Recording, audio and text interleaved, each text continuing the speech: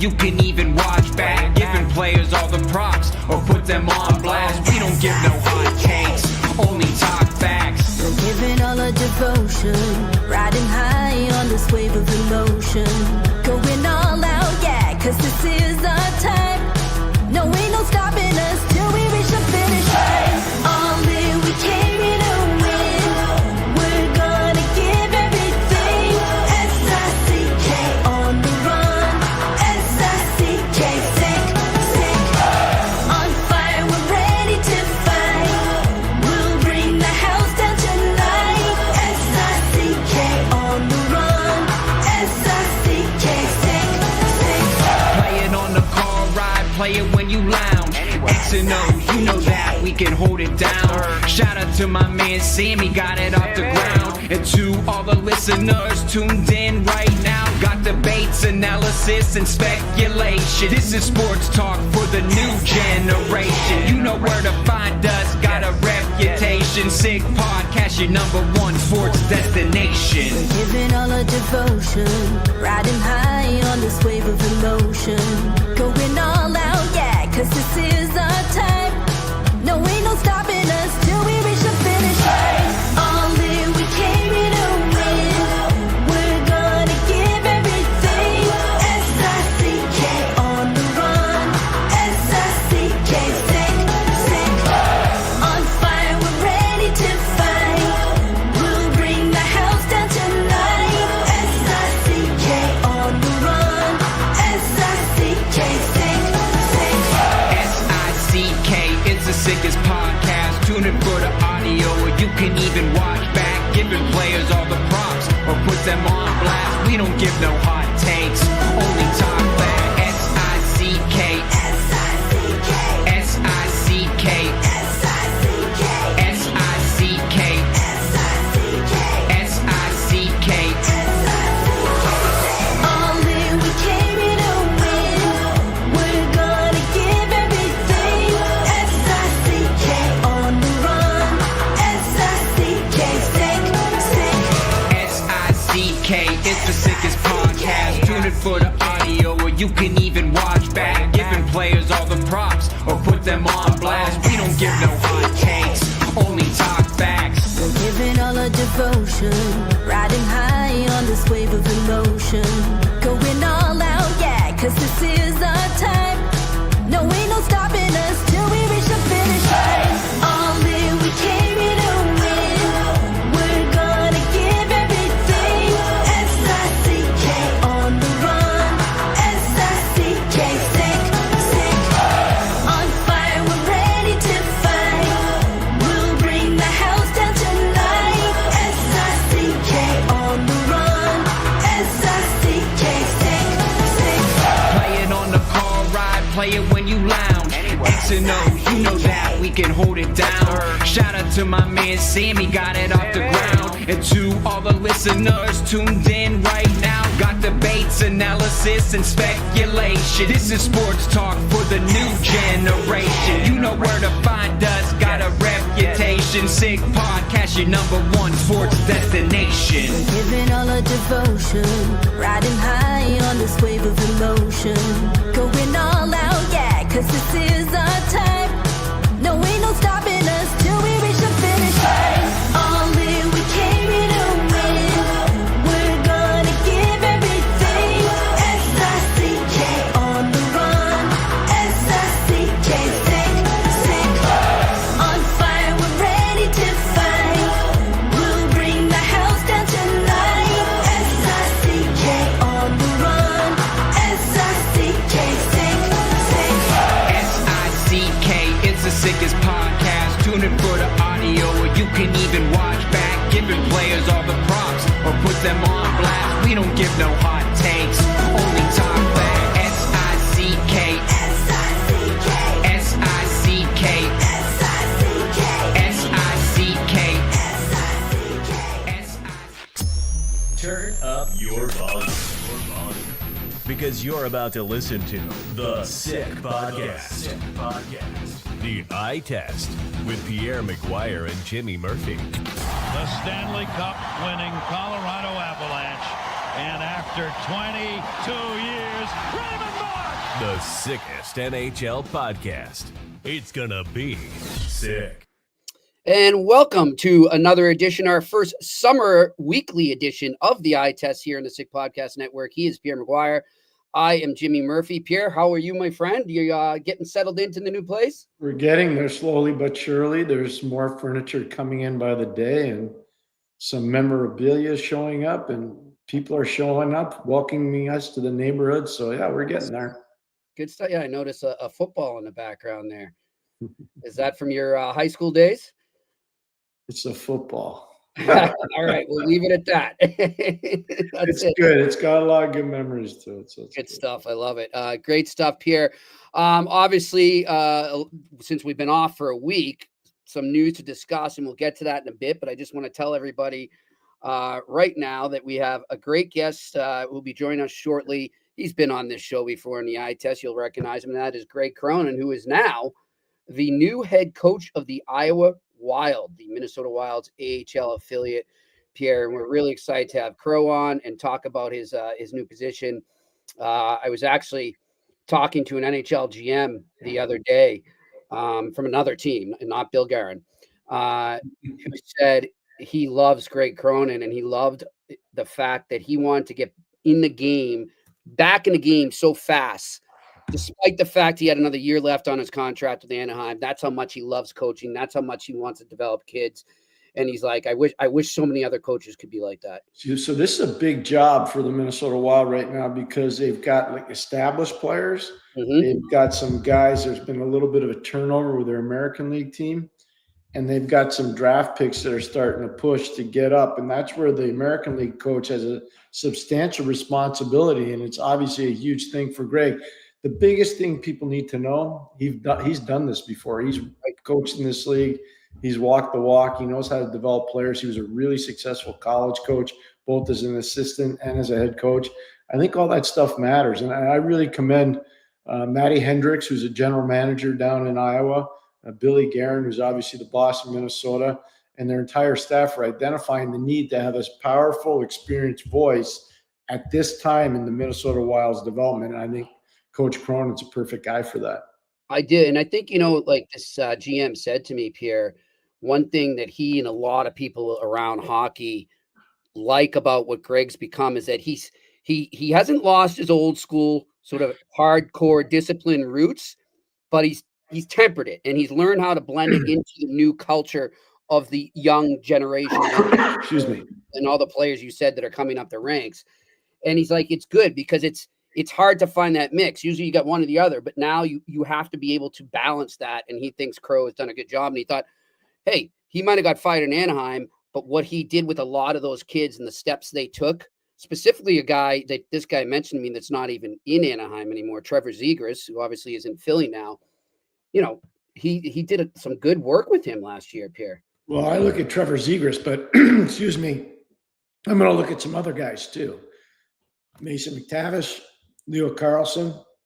You start looking at the young guys that have evolved there. Look at Owen Zellweger. You look at the young players that have evolved in Anaheim. It's pretty amazing. And Greg was a big part of that. And I think standards, he created standards there. Mm-hmm. It's going to be easier for Joel Quenneville to come in because Greg has created these standards. And I know, look, Joel was a great hire.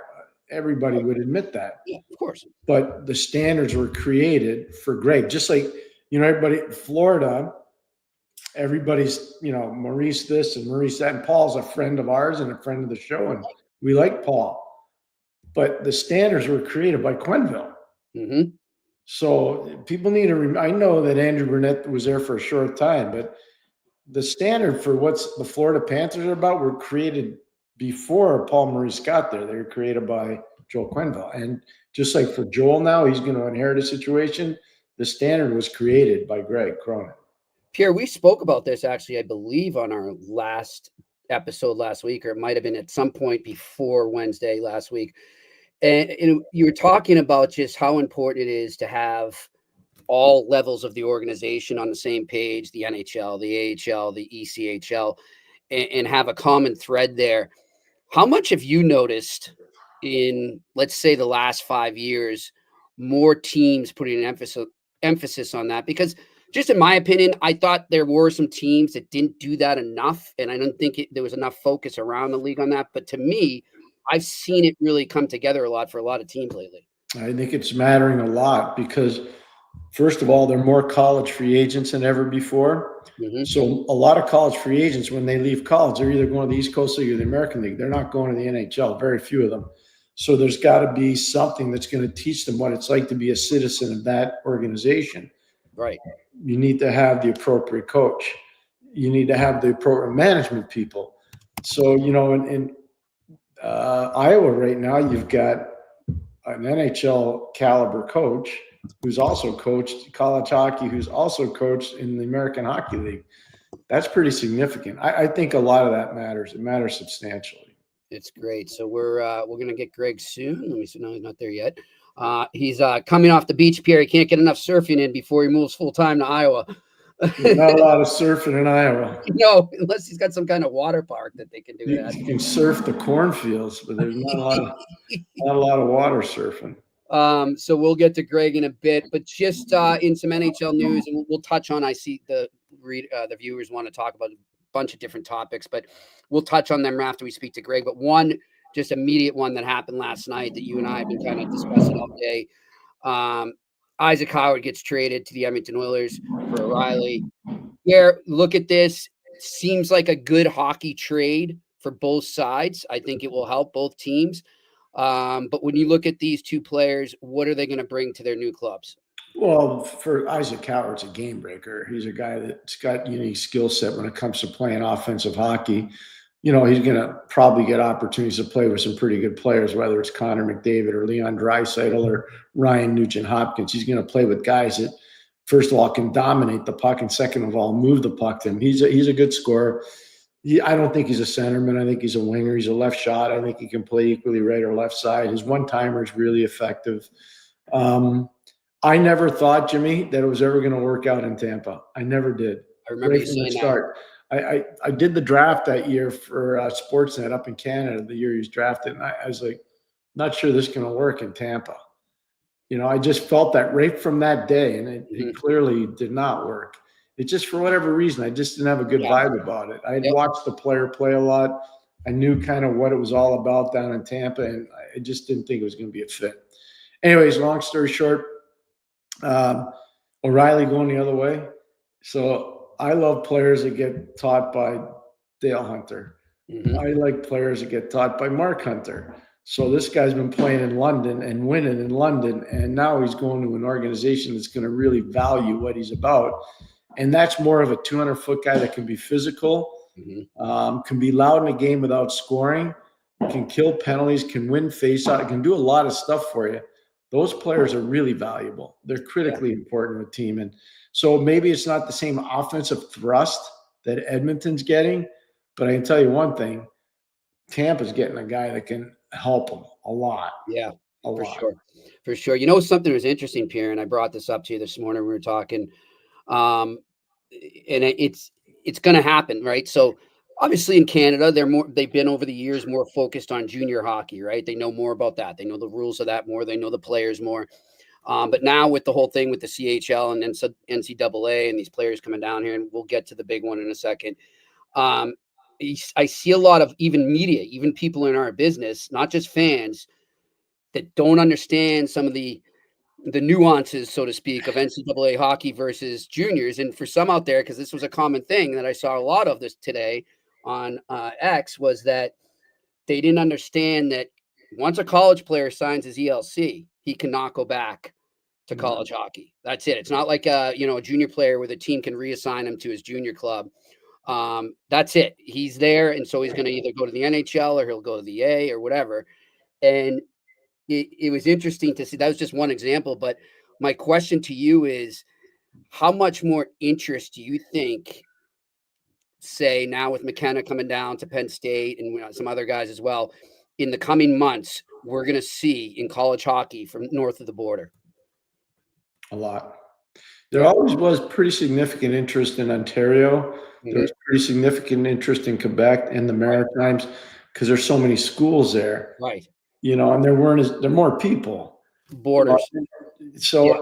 once you got past Manitoba, not as much. Then you get out to BC, and there's more because of the BCHL was such a successful, Right. league for developing players. But I do think people are going to pay more attention. If I were a Canadian network, I would negotiate that. I was just going to go there. Single game Get that going. Gavin McKenna and Penn State were going to play. Everyone. Yeah. And I'd have a dedicated crew to broadcast it. And I think you'd see the numbers would rival some regular season NHL games. I mean that sincerely. If you had a Minnesota versus Penn State game, or a Michigan State versus Penn State game, or a Michigan versus Penn State game, Michael Hayes versus Gavin McKenna, and sell it that way. This brings me back to when I was doing the World Junior with Gordon Miller, where we went from having 300,000 viewers to 3 million viewers. Jeez. I'm just telling you, that you could do that if you had the right people involved. You really could. On that. And speaking of Gavin McKenna, so yeah, that was the big news, obviously, as we discussed numerous times here over the last few months. He does, in fact, go to Penn State and sign there. Pierre, the NIL money, just enormous here. From all the reports I've seen, about $700,000. Yeah, 700,000. But Jimmy, pretty amazing. It's fine there. Look at, they have Big Ten schools are Big Ten schools, and their TV money's massive, and people are going to say, wow, that's a lot of money. Not all the leagues have that. Hockey doesn't have the big football money and basketball money. The ECAC doesn't have that big basketball and football money. So, maybe BC, because they're in the ACC, excuse me, easy for me to say.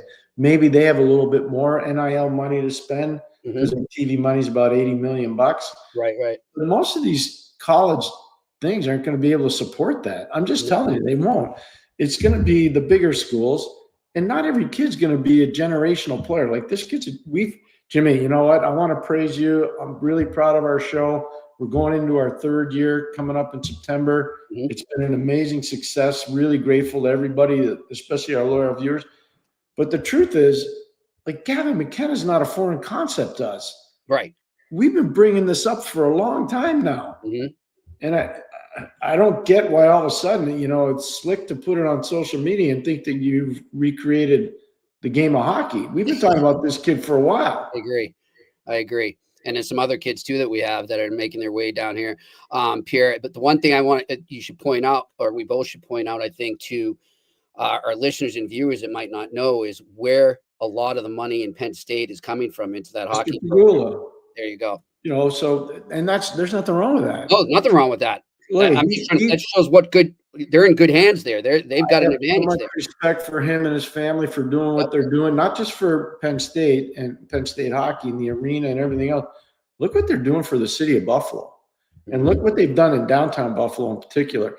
And I would say this: I'm very comfortable saying this. I've been going to Buffalo since 1979. Playing or coaching in Buffalo, New York since 1979. That's a long time. Yeah.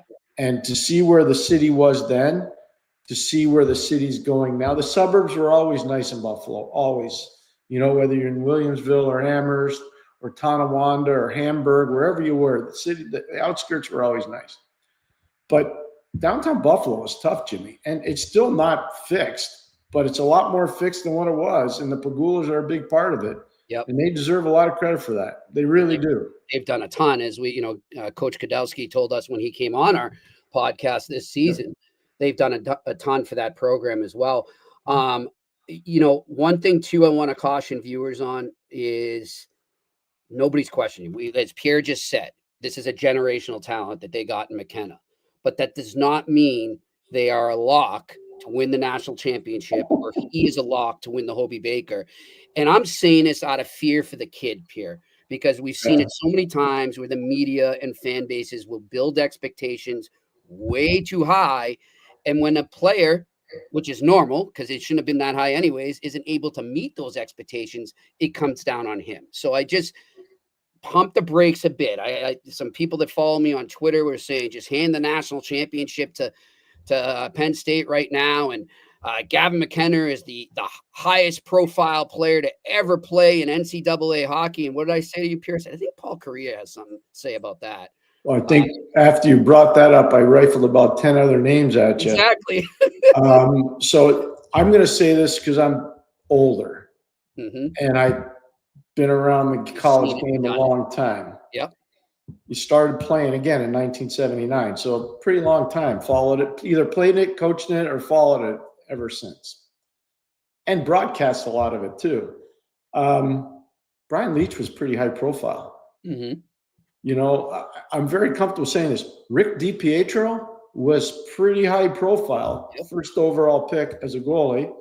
And Jack Eichel was pretty high profile coming in. He was a number 2 overall pick. I mean, I can go down the line and start going chapter and verse with a lot of really good guys that came out of whether it's Canada to play college hockey or came out of the United States to play hockey. I mean, no disrespect to anybody that said this is the highest profile. I wouldn't use that term. I don't think it's appropriate. I think it's grossly unfair to the player. And I think it's grossly unfair to the people that paved the way for the player before. And you said it correctly to me last night. And I really respect you for what you said. All right. Well, listen, we've got our guest right now, our good friend, Greg Cronin, the new head coach of the Iowa Wild, is joining us here on the eye test. I think we have him. He says he's in the guest room there. If we can get him in, we will.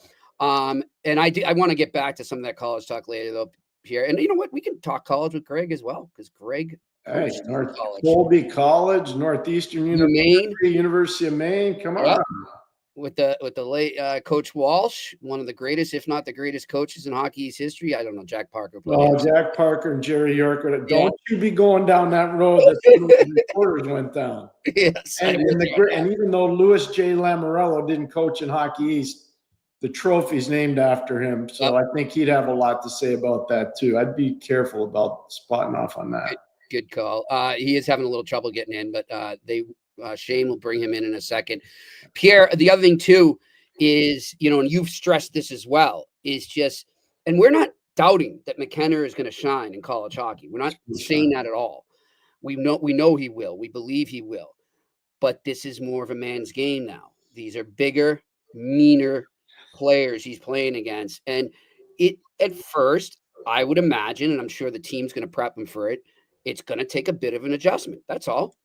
The point totals will not be as gaudy as what they were in junior and Medicine Hat. That's not a reflection of the player. I tell this story all the time. Brady Tkachuk had 8 goals his freshman year playing with Jordan Greenway at BU.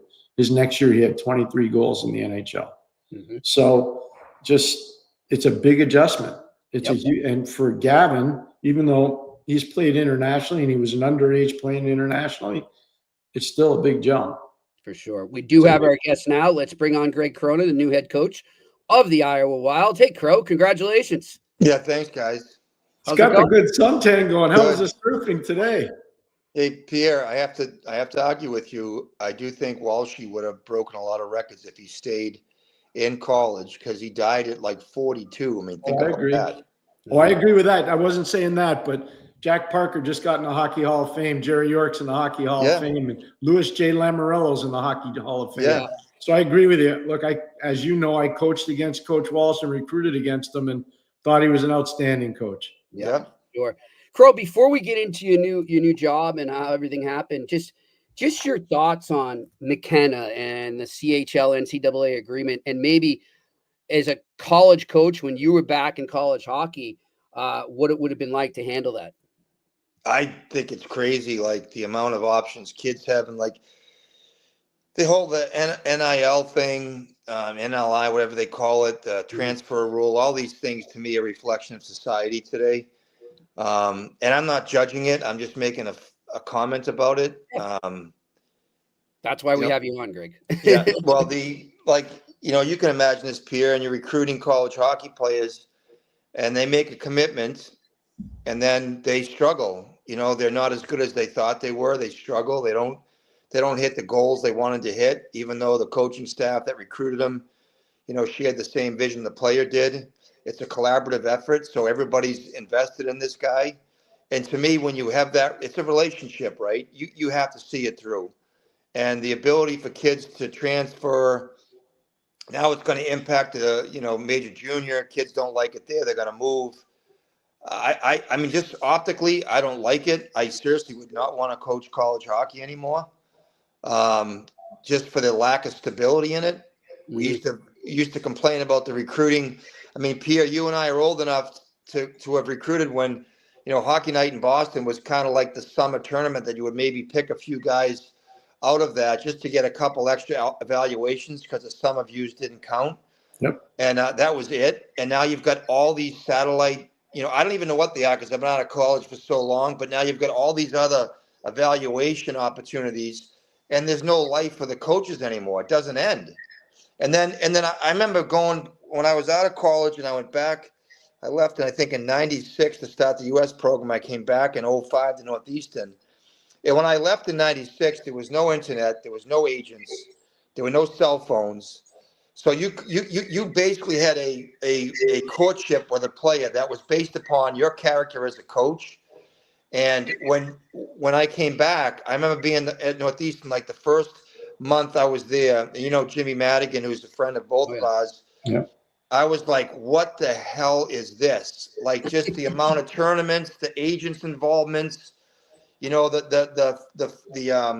ability, the mobility of the player going from say, whatever, it's Wakefield High School to St. John's Prep. Now they're at, the Dubuque Fighting Saints. I was like, holy smokes, like tracking these kids.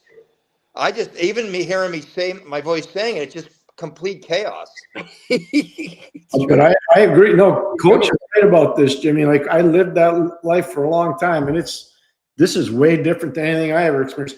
Hey, tell us how much you're going to bring from not just your NHL experience, your college experience, but your American Hockey League experience to your new job. Because I was telling Jimmy before, you're one of the most well-rounded guys I know that's going back into doing what you're about to do. Yeah, so obviously, like my professional roots, I think coaching are kind of come from that developmental platform. And, it's like I've said before, like we get into these intersections in our career and some of them we don't control. We just go to places where we have a job opportunity.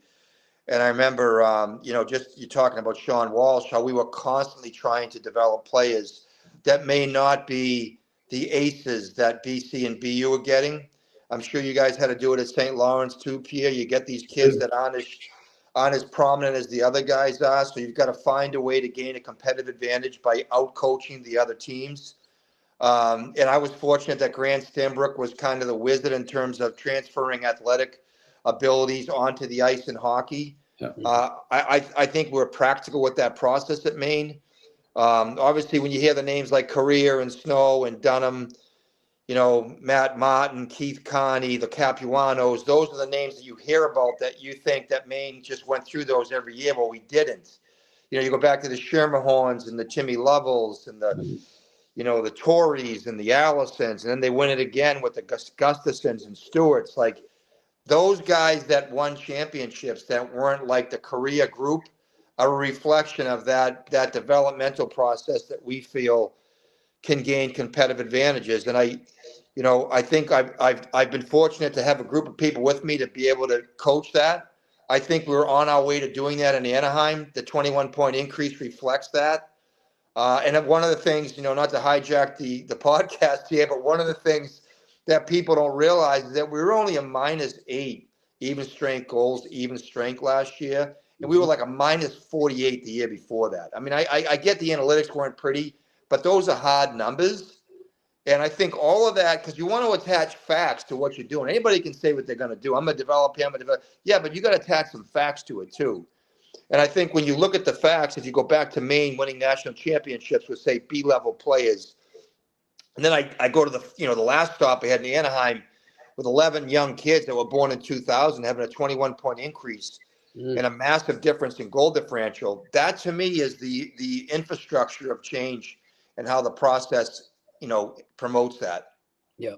That's so awesome. That's so well, because see, that brings me back to my time in Hartford. We cut 82 goals against from one year to the next. Yeah, that's crazy. Those are hard numbers that you can quantify. It has nothing to do with goals, expected goals, right. All that stuff. It has nothing to do with, those are real hard numbers. So I love that coach just said that. That's great. Greg, and one of the things I'm sure too, you as the person getting interviewed, as the coach applying for the job, you want to know what the team you're applying for is about, and what do they want? What makes them tick? What did you see in the Wild organization that attracted you to this position? Well, first of all, I was lucky that Timmy Almy was with me last year in Anaheim, and Timmy spent 5 years in Des Moines. Mm-hmm. Mm-hmm. And I think 2 of the years there was COVID shortened one of the year, and the other was like a 30% of the schedule. So it was kind of like the playoffs really weren't playoffs, right? We didn't even have the playoffs the year 2, and year 3 was kind of a phony schedule. But Tim did make the playoffs 2 of the 3 full seasons there. He's a terrific coach, and I those are the only 2 seasons they made the playoffs in their 12 years of existence. What attracted me to the job was, number one, one of my best friends is Jack Capuano, who's associate head coach there with John Hines, who I know as well. And then, of course, Billy Guerin, who's the general manager there, who I've known Billy. I think I recruited Billy to Maine back in 88 or 89. Wow. I think he just went up there to have a couple of beers because he was going to BC anyways. But I've enjoyed Billy, just seeing him, just occasionally random meetings with him, and I mean, he's just a real quality human being. The person that is the general manager of the Wild, who I never knew as talking to him, but saw him play, personification of blue collar determination, relentlessness, was Matt Hendricks. Okay.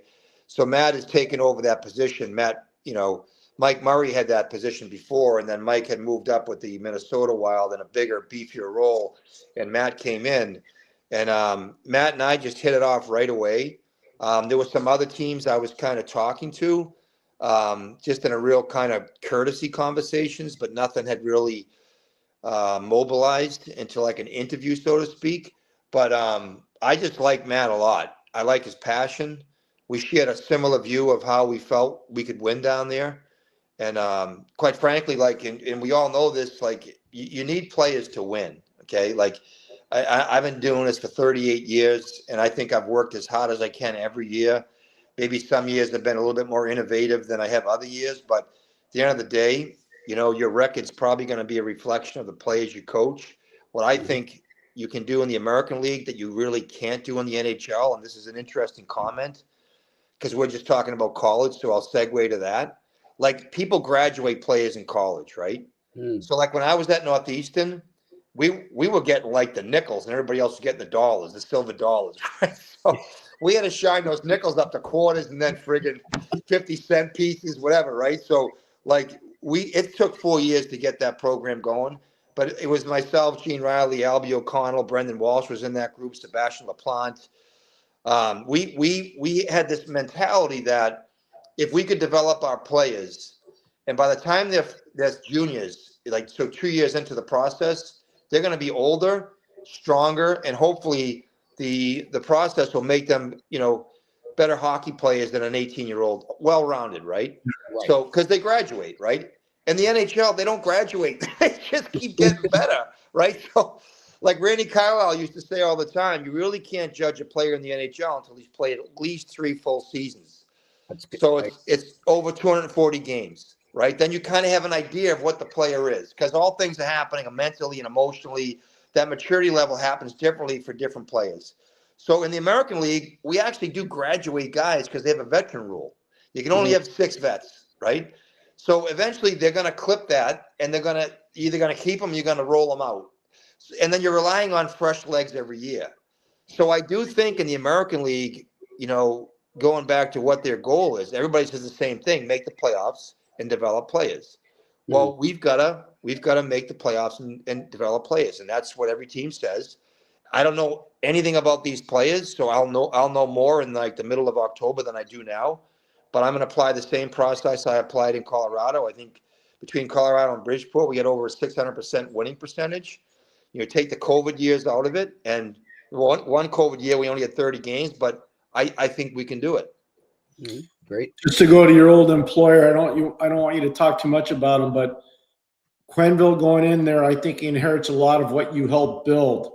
Did you have a chance to talk to Joel when he took the job, or did not talk with him at all? No, I talked to him. He actually, kind of a funny, story. We were playing in Tampa, and he was in the same hotel we were at. He hadn't seen a game in a while, and I saw him in the hallway or the lobby, and we talked for a bit. And then I said I wanted to call him after the game, and I wanted to get his thoughts about my team. So we had crazy game. I think we lost in a shootout, and we played Florida. You know that trip, you go Tampa, Florida. So we were in Florida that night, and the next night I called Joel, and we talked at length about, our team, the Ducks, and what he saw in the young players. I had no idea, what his relationship with Pat was at the time. I just see him as a Hall of Fame coach who's a likable guy, and ton of wisdom and experience. So for me, it was a great opportunity to get somebody else's evaluation of our team. And then we stayed in touch. We call, every 2 weeks or so, he texts me and he watched our team. And it was kind of ironic when he got the job. Like, I heard his name right away. And then I thought, well, I don't think he and Pat were colluding about, moving me on so he could take my job. I don't think that happened. But I thought it was interesting when he did get mentioned first, that if that's the way Pat was going, I take myself out of it, right? Like, so I'm just looking at the Ducks and I'm not involved in it. I think it's a really good hire. Now, where I'm sitting, I'm not happy. Like, me and my staff did tons of work to get that thing from a chaotic, borderline toxic environment into and that's not a knock in any means on Dallas. Okay. That was just the organization that had some trouble. And any organization that has trouble, you go back to Buffalo, who's, still trying to figure it out. I mean, you could probably rattle these places off, Arizona. Mm-hmm. Like, there's a lot of teams that seem to be in these long rebuilds. I'm friggin' proud that we went, in 2 years, we had our best record in 7 years. We had a home winning record for the first time in 7 years. And all these young kids were driving it.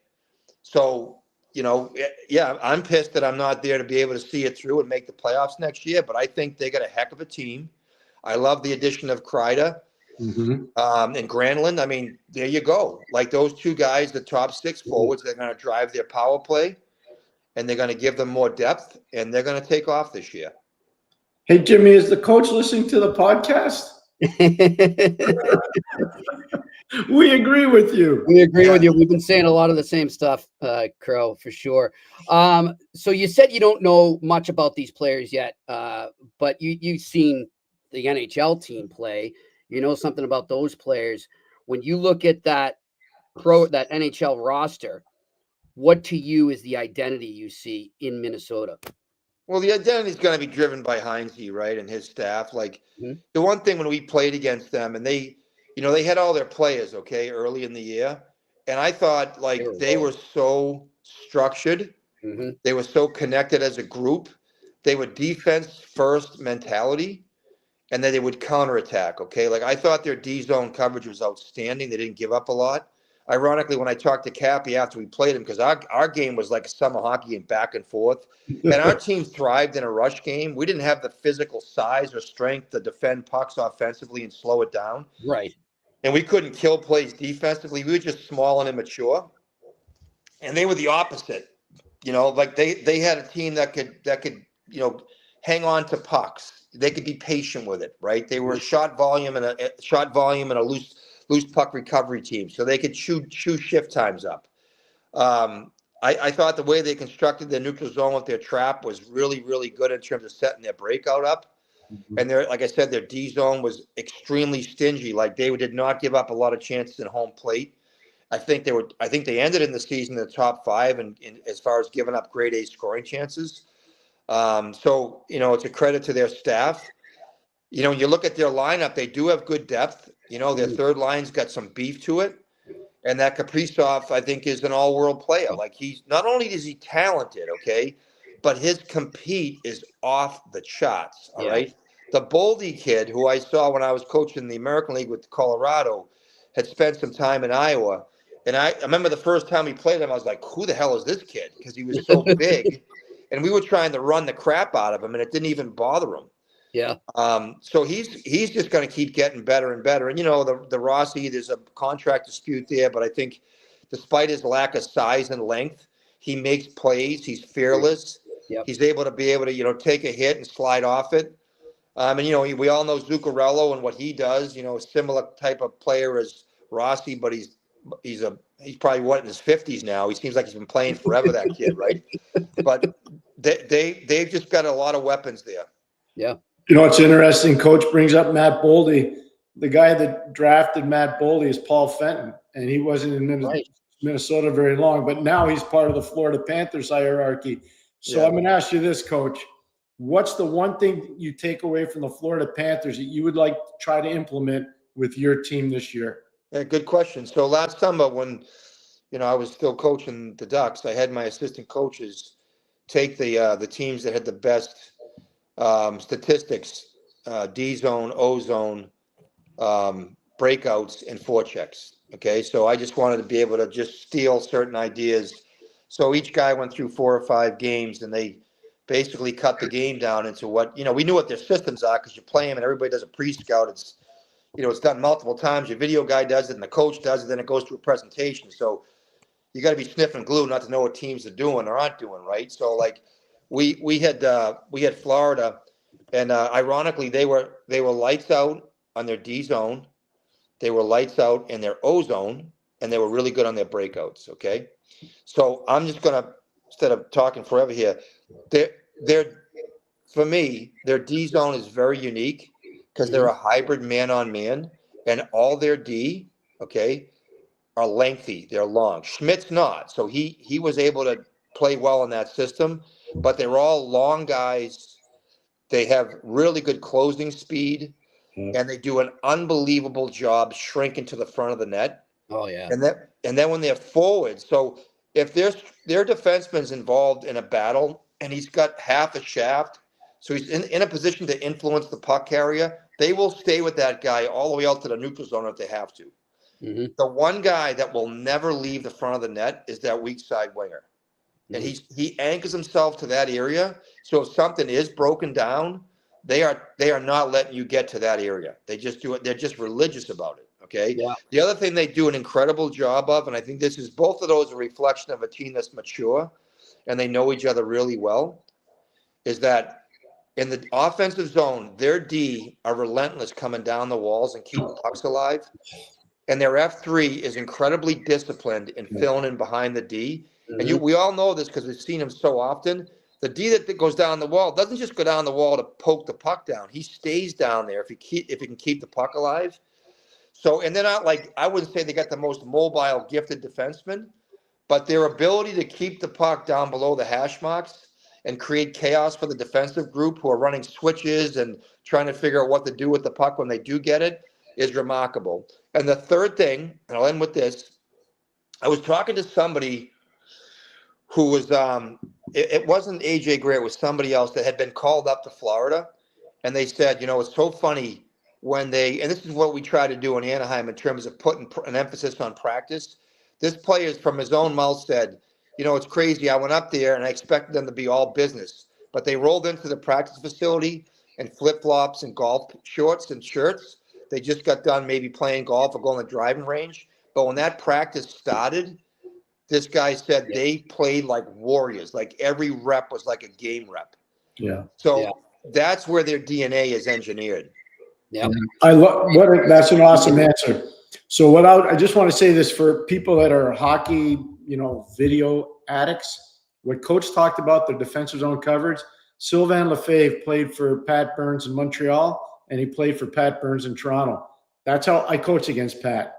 That's how Pat coaches in zone coverage. It's a hybrid. It's not straight man-to-man. It's not boxing one. It's a hybrid. So Coach nailed that. And I see the influence, even though Pat's long been deceased, I see a lot of Pat Burns and what they're doing in Florida in terms of defensive zone coverage. And the other thing, Pierre, their wingers don't go out to get out of the way of the shot. They go out there to block it. Right? It's true. Good stuff. Well, listen, Pro, we wish you the best of luck. I know you're not going to get as much surfing in, but you're going to have a good time, and we're really happy for you. We're so happy. Look forward to seeing you, Coach. Yeah, I'm going to send you a video of the lion's mane jellyfish that is invading the coast of southern Maine. Uh-oh. Yeah, I'm swimming in that, and it's like I'm dodging literally like grenades. Okay? So you can have a chuckle on it. I'll send it to you, and you can look at it after the podcast. Okay. Well, I'm glad See you you're guys. okay. See See you ya. later, Coach. See you guys. Thanks a lot, Carl. Bye. He's a trip. He's a good one. Great stuff there. What a breakdown of the Panthers there, Pierre. Well, that's exactly why he's going to do a good job in Minnesota. Wow. One of the things I was hoping that people could hear is, okay, his ego is not so big that he can't go back and keep learning. So that story that he told about utilizing his assistants to break down positives and negatives from Florida, that's what good coaches do. And they delegate authority fantastically, and they empower guys to get better. Yeah. And so his whole staff got better. He didn't just get better, his whole staff got better. Right. Pierre, as he was describing, what his opinion of Florida and why they're so successful, I'm thinking in my head about all over the last 3 years, all the different veterans. He mentioned Schmidt was one of them. Obviously, Marchand's a big one. But all these guys who can come in and are able to slide in and be part of that. I won't say seamlessly. I'm sure there's been setbacks at times, but you know what I mean? Like, it's a smooth transition for their new players that they acquire at the deadline or free agents over the summer. And they find their role right away. And I'm thinking, as he's saying, like, that's why. It's just because of that structure that they have.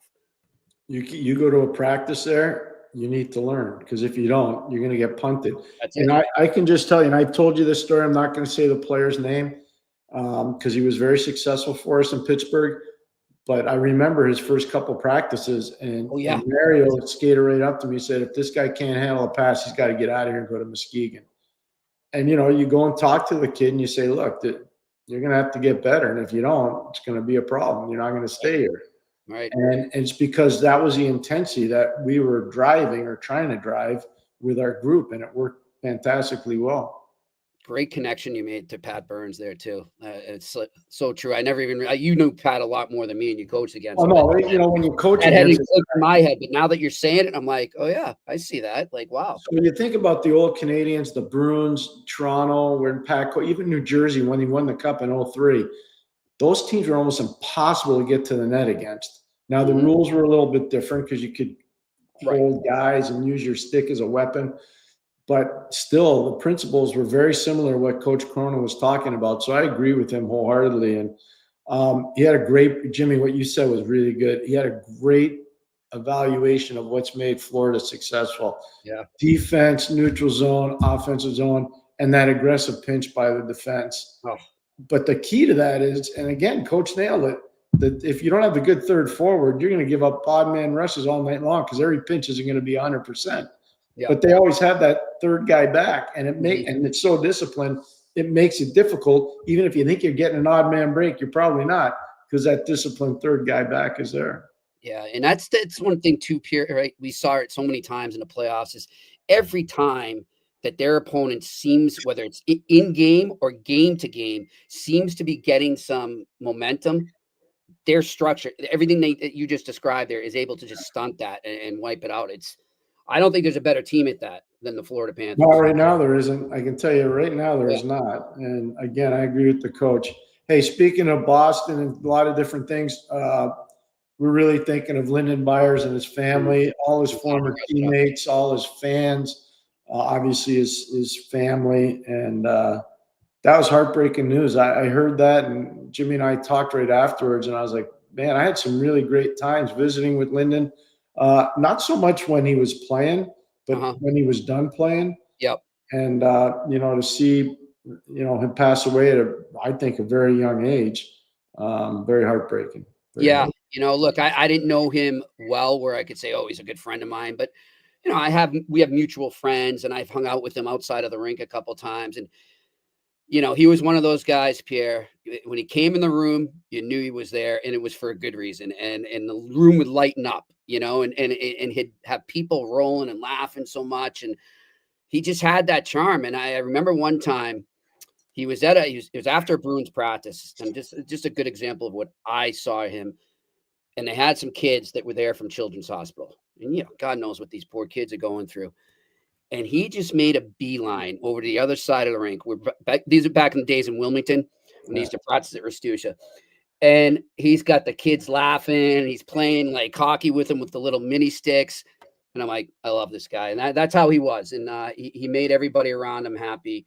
And again, our condolences and our thoughts go out to his family. When I first got to NBC, so 05, 06, probably not long after Lyndon called me. I don't know how he got my number, but he got it. I was living in Canada still, working at TSN and NBC. I didn't have a lot of free days. And he said, hey, are you doing the game in Boston coming up? I said, actually, I am doing the game. He goes, I got this radio show. I'd love to tape a segment with you. So I said, really? He goes, no, I really would. So I actually met him in Boston. We taped the segment. I had a ton of fun doing it with him. And we had an amazing talk afterwards. And he asked me about game planning because he was part of those Bruins teams in 91 and 92. Oh, yeah. Our Penguins teams played back-to-back years in the Eastern Final. So he was asking me about different guys. He was asking me about the coaches. He was asking me about, the situation that I was involved in. And it was kind of neat that way. And I remember saying to him, I said, I remember you when I was just getting out of playing and you were just getting into playing. And he was on a Regina Pat team, a junior team that was so good. But what I remember the most about him is he played with one of my favorite players that I ever coached in midget hockey.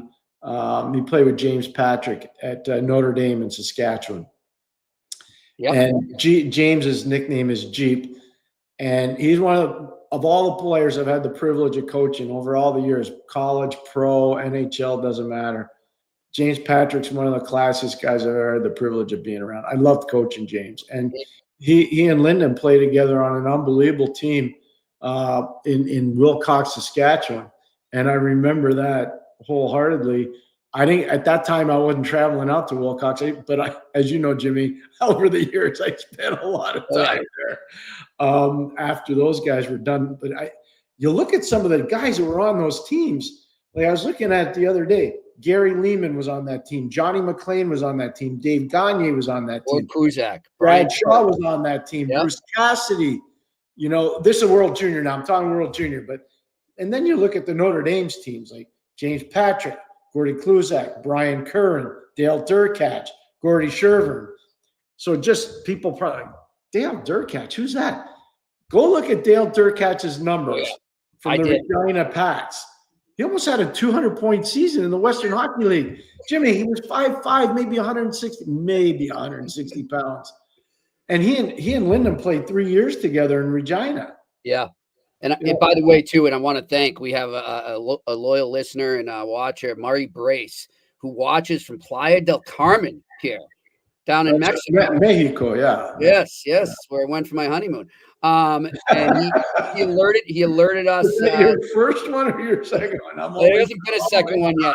Maybe there will be, but it's not going to be there. I'm thinking Ireland. That's what I think. But I'll tell you, Pierre, so thanks to Mari reached out. He says, I don't know if you know this about Lyndon. He spoke just about all his teammates that you spoke about just now and the teams that he was on. And, we're thinking of all those players, all his former teammates who I know are devastated right now. But I'm sure they've got a ton of great stories to tell about Lyndon. So, Mari, thanks for doing that. And we did try and get a hold of James Patrick. Maybe we'll get him on down the line. I know, Pierre, you have a history with him, like you said. Yeah. So, good stuff. And also shout out to, I know that, some of his former Bruins teammates, Cam Neely, Ray Bork, Jay Miller, guys like that I've grown to know over the years, thinking of you as well. So a great guy, Lyndon Byers, gone too soon. All right, let's tell you about our wonderful sponsor, Betway, where right now, like I said, it's not much hockey, but Pierre, they do now have the futures out for the NHL. You can bet some futures on who will win the Stanley Cup, who will win the East, who will win the West, and the divisions. No individual predictions on stats yet, but you can go there and start to gather who's the favorites and all that. I would caution you, though. I still think, and as Pierre reported on TSN 690 the other day, there are some big moves still to come. So if you are looking at teams and you say, I think this team has a chance to make it a run, just keep in mind they might look a little different a couple weeks from now. That's all I'll say there. So keep that in mind. And that's because when you go to Betway, you can still bet all the way with Betway and get up to $200 credit, even if your first bet loses. That only applies for new accounts. So go right now to the QR code in front of you or the details section on the website to create your new account and redeem the welcome offer. The offer is not available in Ontario. Terms and conditions apply. You must be 18 plus. And again, like I say, always bet responsibly. And there's tons of baseball stuff going on right now. Lots of good pitchers. I've been starting to watch baseball again, Pierre. I'm really enjoying some of the pitchers today. So check those stats out and those gambling odds there. And let's get to our Q&A. I know that people have been waiting a week. We missed you. What do we got to start off today? Paul Cormier, according to Jeff Gordon, he believes that Boldo can be a top 6 forward. What do you think and why? Oh, I think he can be a top 6 forward. Yeah. I think he's probably better suited as a middle 6, so second and third line type player. I don't see him ever being a first line guy, but I could definitely see him being a middle 6 guy and a very good one. He's physical. He's a very good skater. He can shoot the puck through a wall. He's got an excellent release. He's not afraid. You're going to see unbelievable energy from him. He's going to be a forecheck machine. I could see a line where he and Josh Anderson are on different wings. I don't know who the centerman would be, but I could see that, and that would create all kinds of mayhem. That would remind you a little bit anyways, of how Florida Panthers play. But I think this was a tremendous move for Montreal, and I'm a Logan Mailloux fan. I think Logan's a really good player, and I think he would have fit into Montreal. But in order to get something good, you got to give up something good. You got to give to get. And they did. They dealt from a position of strength. They were really strong in defense, especially with futures, and they're getting there at forward, but they needed a little bit more of what Bolduc can bring. And I think that was really important. So I'm encouraged by it, really encouraged. Yeah, I love what the Canadians are doing right now. And I personally don't think they're done yet. I think we might see something else. We'll see. Yeah. All right, next question. Murray McDonald. Pierre, can you give any insight on the 25 draft class the Habs had and who to be excited about in the coming years? No, it's too early. None of them are anywhere close. So, if you want me to talk about Michael Hayes, I think he's probably the one guy that at the end of this regular season, I would be shocked. Just like I was not surprised that Fowler turned pro with Montreal. I'd be shocked if Hayes wasn't in Montreal. Hayes will get to play against Gavin McKenna this year a couple of times. That's going to be a hell of a conference, Pierre, huh? And people are going to say, well, what about the Russian player? The Russian player is really good, but I don't think he can get out of Russia anytime soon. So that's why I'm not bringing it up. But the talent level is very, very excessive. I just think, to be fair to this, for all these kids, this was not a great athletic class. It's a great character class. There's a lot of character in this draft. It's not a great athletic class. So it's going to take time for a lot of these kids to surface. All right. Next question. Marik used to, hi, Jimmy and Pierre. Are you going to visit Slovakia at HGC this year? Would love the opportunity to meet you, invite you for coffee. Marek would love to. I don't know if it's in the plans yet, but if we ever get out there, you will know. Trust me. I would love to go. I can't this year. Jimmy probably could tell you I'm moving into a new house. We've moved. Yeah. So I better be around home or I'm going to be in trouble. Yeah, we got another moving truck coming on Monday, and that's it. So we get Marek. I don't know how long the flight is to Belfast, but if you want to hop one over to Belfast and late November, Pierre and I will be there for the. Yeah, we'll be there for sure. Yep. So there you go. All right, next question. Juice _031-017. Thoughts on the Maple Leafs being interested in Erik Karlsson? Yeah, Pierre, you talked about. I'll tell you why. Pretty simple. Power play. Power play. They were playing a 5-forward power play last year with Mitchell Marner being up high. Karlsson can still do that. He can run a power play and run it really well. And they've got enough defensive defensemen that he can be insulated. And the biggest thing for Erik, he's still a good first pass defenseman, and he's still a good transition defenseman. He's not great defensively. I mean, if you try to pretend that he is, you're barking up the wrong tree. But there's a lot of assets that he brings that could really help them in Toronto, and I think there are a lot of assets that he brings that could really help Detroit. And I think those will be two of the teams that will probably be pushing the hardest to get him. Pierre, and I love what you said there too, is the insulation that Toronto can provide a defenseman like that, where they get the high risk, but they know there's great reward, and they can compensate for that risk. So I think that's the biggest point there. All right, next question. John Smith, gents, I'd love to hear what you think about MLB potentially going to automated umps and how the move could affect the NHL when it evaluates its technology with regards to calls. I didn't know about this yet. John. So let me look into it and get back to you on my answer there. But it's a great question. John, I've been saying this for probably 10 to 12 years, and Jimmy knows that. I think hockey should go to only 3 officials on the ice, 1 referee, 2 on-ice linesmen, and 1 referee upstairs. And everybody's in sync with headsets and communication. The players would know that. The eye in the sky doesn't lie, and everybody knows that. They would see it. I don't think it would affect the way the game is called in a bad way. I think it'd be in a good way, and it would prolong officials' careers, because going to the 2-man system means you need double the officials to be able to referee at that level, and we need more room on the ice. They can say whatever they want. The players are too big. They're too fast. There's not enough room for those guys to really perform at the level a lot of them are capable of. So I think it would do a lot of really positive. I cannot see the day where we have automated officials, because we do have a thing called fight. We have fights in our game, and I don't see robots breaking up fights. I hope not. All right, next question. Randy Workman. Pierre, do the NHL teams care where their prospects choose to play, whether it's junior or NCAA? Oh, yeah. Oh, yeah. Yeah. Oh, yeah. Big time. They do. Yeah. There's some teams that do really well winning. They don't do very well developing. And so teams are aware of that. And look, I think 15, 16, 17-year-old players, if they have a chance, should be playing major junior hockey if they're good enough to play there. And then we'll see whether they're good enough as 8. I don't think there are too many 18-year-olds that can play college hockey. I just don't. Gavin McKenna's one that I think can, but there are not too many that can. And that's why I think you're going to see a lot of players leaving junior at 19 rather than leaving at 18, which is going to be good for the junior operators and very good for the college players, or the colleges, I should say. One other thing, and this is really important. I don't think major junior hockey is going to get crushed by this.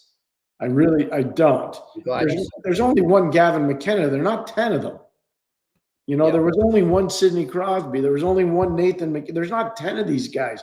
Celebrini did not play major junior. Jonathan Taves did not play major junior. Duncan Keith went to college and then went back to play in Kelowna for Mark Abshire. I can go down the line. There are guys that have done it both ways. Right. Warren Fogle. Warren Fogle was at University of New Hampshire, left there and went to play for Kingston. So, people need to pay attention. It can work both ways. They're not, this is a cautionary tale. Not many players are good enough to play Division I college hockey at 19. Yep. Not too many are. At 20, that's a different story. Yep. And I'll go back to the question too, Pierre, in terms of do teams care where their prospects play? Check how many Bruins prospects are on Boston College's roster right now. There you go. I think it's like 6 as we speak. They do care. There's no question they care. All right, next question. Sean Myers. Nobody is talking about the loss of players the Habs have had, specifically Dvorak. Is it nearly impossible that the Habs don't add players before training camp? I think they'll add more players. Well, they have to. We've talked about Dvorak a lot. We really respect what he did the second half of the year. He had a bad first half. Anybody that thinks he had he'd tell you the same thing. He'd tell you I had but he bet. I give the kid credit. He bet on himself. He signed a 1-year deal at $1 million more per this next year than what he was making in Montreal. But I bet you he could have got more term in other places for less dollar value, but he bet on himself, and I respect that a lot. Yeah, and he was part of that resurgence that helped make the Habs get into the playoffs. So, all right, next question. Joseph Cohen, who is Isaac Howard's pro comp right now? Good one. I'll leave this to you to evaluate. He's a pure offensive player with a lot of get up and go. So I think that would count to a lot of players. It's hard for me to just think of one comparison. One guy, yeah. Yeah, but I would say this. He's got a lot of get up and go. He can finish off the rush. He can finish on the power play. His one-timer's lethal. He's not going to overwhelm you physically, but he is strong. Skating is a strength for him, no question. So we'll see how it translates in Edmonton. And by the way, Pierre, I'm working on potentially getting his agent, Byron Ritchie, to join us on the eye test here sometime this summer. So it'd be nice if we can make that happen. All right, next question. Ethan Russell, do you see Morrow being a consistent NHL player this year with the Rangers? I think he'll have to be. with where the Rangers' depth is on defense right now. Mhm. You know, I've known Scotty since he was 9 years old. He played with my son for 5 years with the Mid-Fairfield team in Connecticut. So I've known Scotty, Coach Carville, and he had a good relationship. He did really well at UMass. So I think Scotty learned a lot in Chicago last year playing in the American League. I think he learned a ton playing in, obviously, Carolina when he had the chances to play. So it's a good opportunity for him because going to a team that desperately needs defense. Pierre, just looking at what they've done so far in the offseason, are you seeing a trend towards any sign of identity? Because I know that was the biggest question mark we had. Have you started to see, okay, maybe this is what they're going for yet? No, I haven't seen it yet. I think they've got a lot of unfinished business, so I don't want to prejudge what Chris Drew's doing there, what his coaching staff led by Mike Sullivan is doing there. But I mean, if they go into the season with this roster, I don't think they make the playoffs. Yeah. All right. Next question. We'll see. Murray McDonald, can you tell us about the situation with goalie Robin Leonard with Vegas when he didn't report to the team and was able to be free off the cap? Could that happen to the Canadians with the Price contract? No, because one's totally different. Yeah. Carey's contract still counts, and I believe they're going to eventually move that contract because teams have to get to the floor. Mm-hmm. The Robin Leonard thing there's a lot involved in that, which I don't really want to get involved with. Right. I'm with Pierre on that. We'll just leave it at that. But all right, next question. Juice _031-017. Pierre, if certain teams get off to a really bad start next season that have expectations, do you think they'll immediately sell off assets and hope of getting the first overall pick next season? Great question, Juice. It's a great one. So I've said this to Jimmy, and I've said it to a bunch of friends that are working for teams. You better have a first-round pick next year. You better not go to your owner and say, oh, by the way, we traded that first-round pick for Jimmy Murphy.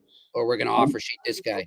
Exactly. You better make sure. And that's why Jimmy knows I've been laughing about all these people saying, oh, the offer sheets are going to be flying all over because of what St. Louis did to Edmonton. No, Edmonton did that to themselves. And now all of a sudden it's become really cool to say that. We said it the day that it happened. Yep. We said there will now be predatory offers to Broberg, and we said there will be predatory offers on Holloway because they made themselves redundant by adding Arvidsson and by adding Skinner. Mm-hmm. Exactly what we said, Jimmy. Yep. And of course, they've already traded one of those guys. Yeah. So there you go. It's already gone. Yep. And Pierre, going back to the offer sheets too. I mean, I told you the other day, I talked to an NHL executive and he says, I don't get why you guys are hyping this offer sheet thing up. Pierre's right. Like, I mean, why am I going to give up a 2026 pick right now? Like, this is a great draft coming up, and we're not in a position where we can do that. We don't think we're right in the door winning. So yeah, well, that scout's smart. That management person's smart because I totally agree with them. Yeah. So watch. That's why you haven't seen many yet. So all right, next question. Randy Workman, do you find the college coaches are getting more consideration for NHL positions? Yes. 100%. Yep. They're getting way more interviews. So I'll just Rand Pecknold, Greg Carville, David Carl. You know, you start looking, the guy at Michigan State, Ferschweiler. All these guys are getting interviews now or being offered interviews now, and I think you'll just see more and more have that happen with them. Yes. I'm with you on that. All right, next question. John Smith just announced that William Dufour has just signed in the KHL. What did the Islanders lose? A depth player, maybe. Mm-hmm. Up and down depth player. Okay. Hardworking, industrious player, but that's what they lost. Randy, no, I'm not worth a first-round pick. I'm future considerations. All right, next question. Ethan Russell, do you see the Red Wings making the playoffs based off their free agency? Do you think their defense is strong enough to get them in? And the first question, Pierre, I would say no, based on that. In terms of their defense, I do like what they have coming, but as we currently speak, right at this second, I don't think it's good enough. No, I don't either. That's all. But I'm holding judgment because I think there could be some changes coming. I think they're going to be one of the more proactive teams going forward. Me too. All right, next question. Joseph Cohen, hey, Pierre, the threat of an offer sheet impacted the Bouchard deal and the Keandre trade. Do you see it becoming common for GMs to threaten offer sheets to make big trades? I saw those reports too. Look, I don't know. Maybe I'm wrong. I'm wrong. This is just my opinion, but I'm going back to what I said and what that NHL executive said to me. I think this is more media generated right now. I think this is coming from my colleagues and people like me. I really do. I just think we want to see it so much because it's exciting to report on. It's exciting for the fans, and I get that. But when I talk to people actually in the game working for teams, they're not talking about it as much as we do. So that's all I'll say of that. I loved how you just answered that. That I'm saves not me afraid to throw myself under the bus. saves You me- know? it saves you for having to go on a long spiel. Don't believe everything you read because a lot of this stuff is fake. Yeah, It's fake. more than ever. And I'm not going to say names because I don't think it's appropriate. But if you're a GM of a team and you call up another GM and threaten them with, if you don't get this player signed, I'm going to offer sheet him. I might call you up and say, well, we're going to meet at whatever parking lot you want. And then you could offer sheet me too. But hey, remember Brian Burke's, it's one of the best lines ever. He says, I can't believe Kevin Lowe signed that guy to that money. We're going to meet in a farm and we're going to fight it out. But he did. He said it. Like, I didn't say it. Berkey did. Kevin never met him. Yep. Oh, man. Was that Penner? Was that who that one was? Yeah. Dustin Penner. All right. Next question. Juice, Pierre and Jimmy, what is your favorite college hockey arena to watch games at? Pierre's been to way more than me. So I'd say for me right now was Matthews Arena. Matthew, my son, look at transparency. My son played there. I loved going to games at Matthews. I loved going to games at Conti. I've been to a bazillion games at BU. Love going to Denver. Never had a bad game to watch at Michigan. Love going to Munn Arena. I haven't been there since they did the rehab at Michigan State. Wisconsin's always good. When Coach Granado was there, I used to go to Wisconsin a fair bit to watch his team. Minnesota, there's so many good ones. Yeah. There's so many. I coached in one of the most amazing arenas you'll ever go to, Appleton Arena. You could eat off the floor there. It is so amazing. No, it's spectacular, right? Every day I'd go to work there, and Jimmy, I get up early just so people know. And I go right to the rink. And I'd go there and I'd walk in the rink. It could be 40 below zero. I'd be like, I can't believe I'm working here. This is an amazing building. So, there's so many good ones around. Maybe one of the best ones to go watch a game is at Cornell. Mm-hmm. I mean, Liner Rink. I got to get up there. Crazy as any rink you could ever go to. It's an amazing, amazing thing. Would you say, Pierre, the ECAC right now, in terms of arenas, has the most old school feel? It does, because Houston Fieldhouse in Troy, Appleton Arena, it's really traditional. Yeah. Wright Arena at Harvard's pretty old. Some rehab on it. Thompson Arena at Dartmouth, it's more modern looking, but it's got some miles on it. It's still a beautiful arena. It's kind of unique how it's built. The Whale Tail down at Yale's still good. Meehan Arena at Brown is a cool old arena. So I'd say the answer is yeah. All right. I'm going to do a tour. And the best one's Hobie Baker down at Princeton. Yeah. That's like going into a cathedral. That's spectacular. Well, shout out to Doug Christensen, our ECAC friends for sure. Next question. Ethan Russell, do you see Ryan Bork becoming an NHL coach one day? That's right. He just became assistant coach in Providence. Not sure if you saw my comment in the beginning of the show. What a year he had at Cushing Academy. Pierre. Yeah, no, Ryan was a really good player, number one. And he never got the sugar that his dad got in the NHL because he wasn't as good as his dad. But Ryan Bork was a good American League hockey player, really was. And that's still pro hockey the last I checked, and it's really good pro hockey. I've never seen Ryan coach, but I've heard a lot of good stories, especially from prep school coaches. So I'm really happy for him. It's a great opportunity for him to go be an assistant and learn. Pro hockey is obviously a lot different than prep. But, going back to what we were learning from Greg before, I think the biggest thing is that, development's a big part of that job. And I think a young player that's been around like he has can help players develop, which is important. Yep. All right. Next question. Juice _031-017. With Gavin McKenna committing to Penn State, how likely is it we see top 2027 prospect Lyndon DuPont commit to college hockey next season? I wouldn't be surprised at all if it works out well, obviously. But, Porter, the guy to watch now is going to be Porter Martone. Mm-hmm. He's the guy to watch. What's going to happen to Porter Martone? Is he going to go back to Brampton or is he going to go play college hockey? Yeah. And I think that's the guy to watch this year because he still hasn't committed anywhere. All right. Next question. Does Cardiac Mukchuk make the Sens opening night roster next season? I'd say yes. Wow. He's that good, huh? Okay.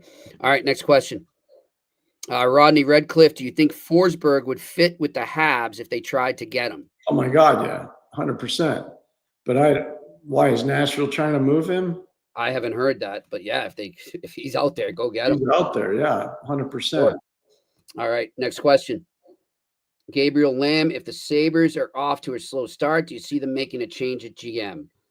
I couldn't tell you. I don't know. Don't know. But something's got to give there soon. And that would be a change of pace because usually, we're seeing head coaches get fired around Thanksgiving, Pierre. So that's an interesting thing to watch there. All right, next question. Ethan Russell. And by the way, yes, Ethan, I love the Mullins Center. Worked there for many years. Could you see Arvidsson being a good trade candidate at the deadline? The Bruins could retain money and get a decent return. Yeah, I think that's a good idea. If he's, I just want to know what's a decent return. What happens if Arvidsson has a bad year? Yeah. So let's say he goes out and he has a pretty good year, Pierre. Let's say he puts in 20, and he's a good depth player. Probably a second round pick. Yeah. So I always wondered, actually, Ethan, in the back of my head when they made that move, I wondered if that was in the back of their head too. All right, next question. Randy Workman, with Pareke having nothing to prove in junior, having nothing to prove in junior, but too young to play in the NHL, will he? I guess what you're asking, Randy. Sorry, will he play in the AHL? He's good enough. He's good enough to play. Zane Pareke. He's good enough to play in the AHL. He is. Okay. I don't know if they'll do that or not. I have no idea. All right. Next question. Juice asked, Pierre, how fun was it watching Lane Hudson and Macklin Celebrini practice when they were both at BU? Very fun. They had Ryan Green, who's now with Chicago there. They had a lot. They had Luke Tuck, who's in Laval. Then they have a kid named Stevens, who's playing for Toronto's farm team, the Marlies. They had a lot of guys there. They had Vilander, the defenseman, who's now with Vancouver. They had so many guys. I mean, they had a murderer's row of players. So was it fun? It was great, especially when I watched the power play. Lane Hudson over to Celebrini on the right side for the one-timer. It was pretty amazing to watch. If you listen to Pierre on with Mitch on TSN 690, you'd know. He would come on from the rink or right after being at one of those practices and just rave about Hudson before he was even drafted by the Habs. It was good, man. He knew it. And so did Scotty Bowman. All right, listen, that's it. That's all our questions for our first summer edition of the Eye Test here in the Sick Podcast Network. I want to thank Greg Cronin, new head coach of the Iowa Wild, for joining us.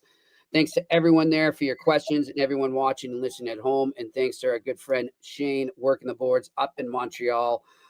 Pierre, we'll be in touch, my friend. I don't know who our guest will be next week. As I said, I've got some requests out, so we'll see. But everyone out there, enjoy your summer days and come back next week with more questions. But until then, we'll talk to you then on the Eye Test here on the Sick Podcast Network. And that's a wrap. Hope you don't miss us too much until next time. Follow the Eye Test with Pierre McGuire and Jimmy Murphy on YouTube, Facebook, Google Play, and Apple Podcasts.